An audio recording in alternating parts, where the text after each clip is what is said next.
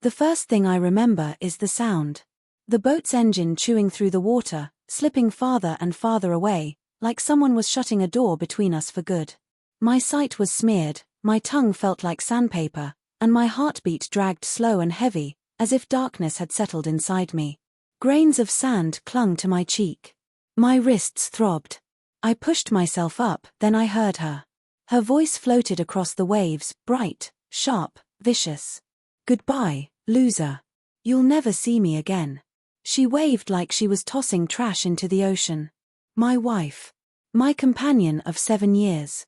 The person who once called herself my best friend. Then the boat swung around, and she disappeared. The shock didn't slam into me.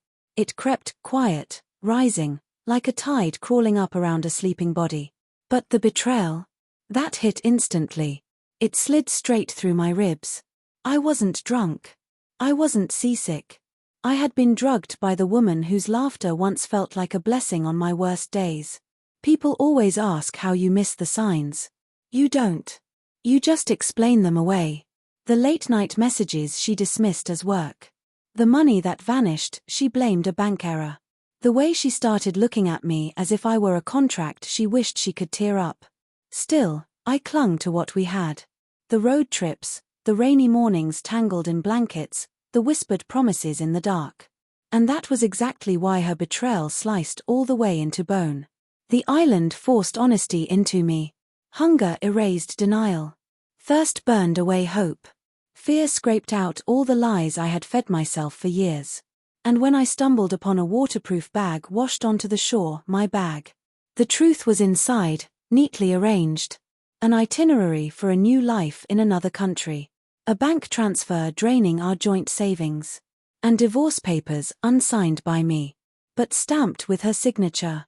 She had planned everything. Drug me. Abandon me. Take everything. Start fresh without the inconvenience of a husband. No paperwork. No loose ends. But she miscalculated one thing.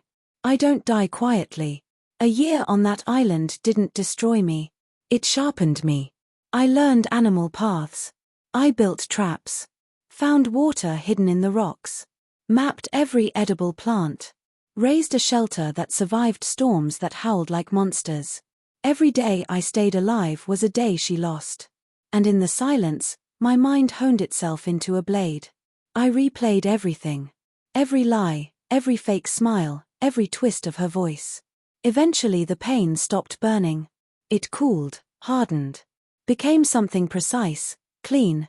Revenge stopped being emotional. It became calculation. So when a rusted freighter appeared on the horizon, crawling across the sea, I already knew what my life would look like the moment my feet touched its deck. People stare when a missing man steps back into society. Reporters, lawyers, investigators, everyone wanted a piece of the story. I gave them enough to satisfy them. Not enough to interfere. But before anything else, I went home. Or what used to be home. She wasn't there. Of course not.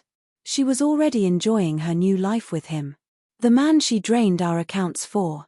A quick search told me everything. A condo under his name, a car under hers. Pictures of them grinning like they hadn't committed a crime together. They thought they'd won. But a year alone had taught me patience. I didn't lash out. I didn't track them. I made no threats. I strategized. I gathered every document. Every bank record, every suspicious transfer, every forged signature, every deleted email, every GPS ping from the boat's tracker she forgot existed. Her betrayal had been sloppy. Mine wouldn't be. It began quietly. Anonymous tips to authorities. A sealed evidence packet delivered to his company. A meticulously worded request for a financial audit. 3 affidavits from maritime experts declaring attempted murder. Their world didn't collapse instantly. It bent, cracked, and buckled. Exactly how I intended. His job suspended him. Her bank accounts froze. Investigators showed up, asking questions she couldn't answer without condemning herself. Then came the leak. A video compilation, precise, undeniable. Her receipts, her emails, her signatures. And the grainy phone clip I recovered from her cloud. Her shouting goodbye as I lay unconscious on the deck.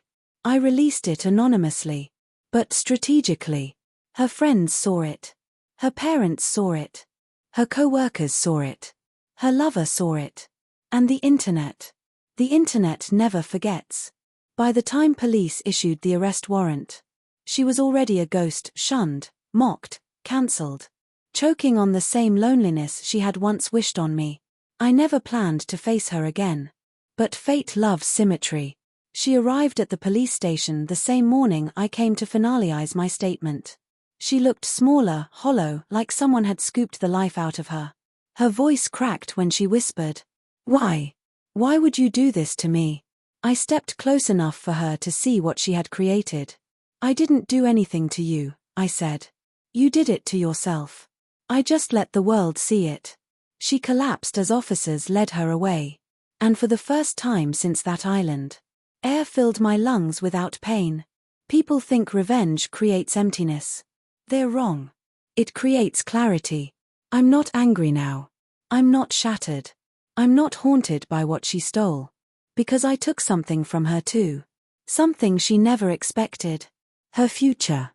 Her reputation. Her comfort. Her freedom. She abandoned me to die on an island. I left her marooned in the wreckage of her own choices.